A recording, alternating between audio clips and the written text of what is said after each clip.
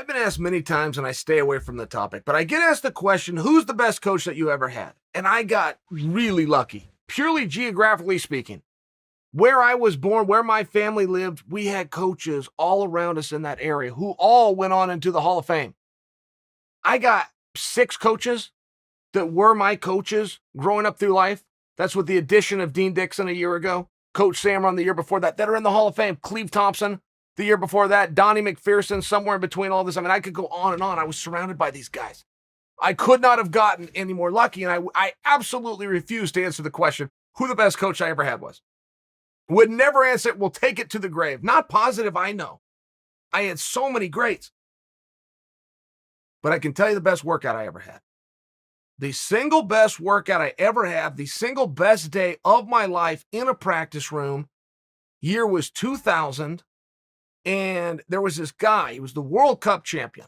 He was a big deal, I was a small deal, but we didn't like each other. And I don't know why. His name's Kevin Vogel. I don't know why we didn't like each other, but if he was to tell the story truthfully, he would tell you the same thing I'm saying. He did not like me. And I didn't like him. I can't remember why. And I ran into him in a bar, Colorado Springs at a bar, and I walked right up to him. And this guy knew stuff about wrestling that I had never been exposed to. I would see him do it at a distance. I would watch him in competitions. I would hear the way he spoke. I would watch him in practice. He knew things about the sport that I didn't know. I walked right up to him and said, will you show me how you, I had a question specifically about a front headlock, but I said, will you show me how you do that? So he tested me. We're out at the bar, and he tested me, and he said, yes, I will. Tomorrow at 8 a.m. Now, the bars don't close till about 2 o'clock, and then, you're going to go with your buddies and get something to eat. You're going to get home around 3. I mean, it's one of these things. He said, you be there at 8 a.m. I will show you that move. I was there at 8 a.m. And he told me warm up. So I got warm. And I didn't know why I had to warm up. Like, I didn't know if we were going to wrestle a lot. I thought he was just going to show me a move and we were going to go. He told me warm up. So I warmed up. It's just us in the practice room. Us, and he brought one guy to show technique on so I could watch this. So he shows me this front headlock, and it's mind-blowing. I love the front headlock. I love that position. I was coached by Mark Schultz at one point, who made the front headlock famous. I didn't know this. I didn't know how he was doing it, and he only had one twist, which was the way that your wrist went. But it changed the hold completely. So he shows me this, which spawns into something else. Before I know it, I mean, he's showing me everything from front headlocks to throws on your feet, something called a side lift. It was the most productive day I have ever had in a practice room, any sport. Wrestling, MMA, jiu-jitsu, boxing, you go through it. That was the greatest practice of my life. So, Kevin Vogel gave me a weird look one time because I was introduced, and when they introduced me as Olympic alternate. Now, for guys on the senior level, they had their own language. It was like false valor that I was claiming to be an Olympic alternate, but I was number 3. And what I was told is that number 1 goes and number 2 and 3 are alternates. I was told that. I was number 3. I was an alternate. I've ran with that. I maintain that to this day. Guess what happened? Vitor Belfort claimed that he was the Olympian for Brazil in 2000 for boxing, right? He's talking boxing. He's getting ready to fight De La Hoya. And he says, I've got a background. As a matter of fact, I was supposed to be the Olympian in 2000 representing Brazil. I hurt my knee and couldn't go. So somebody went to the representative who did go and asked him the question. The guy says, that story's bunk. That is not true. Vitor and I fought. I knocked him down twice. One of the knockdowns was for a full minute.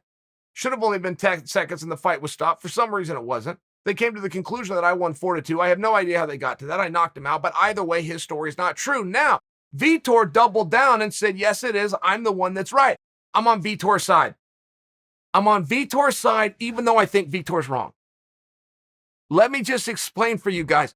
You believe when you're growing up whatever somebody else tells you. If you're coming through a sport and one of your coaches tells you this is for fill in the blank, it's for fill in the blank. There was a kid that I grew up with. He was a little older than me. Claims to be, I'll leave his name out of it, but a 7-time world champion. This guy won no world championships. This guy never attended the world championships. Well, not true. There was an event put on that was called the World Championships. He entered it, he won it, he did it 6 more times. That's 7 in total. Now, nobody from any other country entered the tournament or was even invited, so of course it can't be a world meet. But he was told, this is the World Championship. And he entered it, and he won 7 times, and they gave him an award, and it says World Champion on it. These are how these things happen. Do you guys remember Brian Callen? Brian Callen used to be on Joe Rogan's show all the time, but he had a show with Brendan Schaub, Fighter and the Kid. And Brian told this same story, that he was a 3-time national Taekwondo champion. He was the best in America 3 times over. When he got older, he realized that it was a guy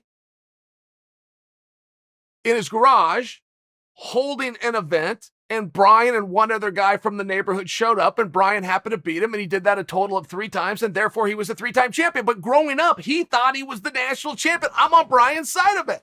If somebody brings you in and tells you, here's the rules and here's the criteria, and you go do it. It was this way. I never got a Letterman's jacket, or at least I never wore one. I did have one, but I never wore one. And I would see guys walk around, and they had stars and stripes all over, and some of them even had patches. And I remember going to a guy and saying, what gets you a star? What gets you a stripe? And this dude explained it to me.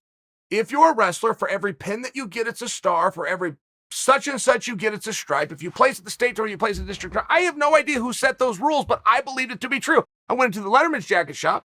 I told the guy that took my order, my credentials, said, how many stars and stripes does that get you? He said, man, I put on as many as you want. I'm going to charge you 50 cents per one. How many stars do you want? How many stripes do you want? Like, that's it?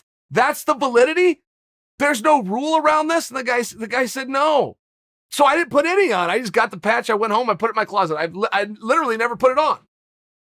But I never put it on because I didn't know what I was supposed to do. And now Vitor's got this story coming out where some guy's claiming that he wasn't the Olympian, and Vitor's doubling down and saying, yes, I was.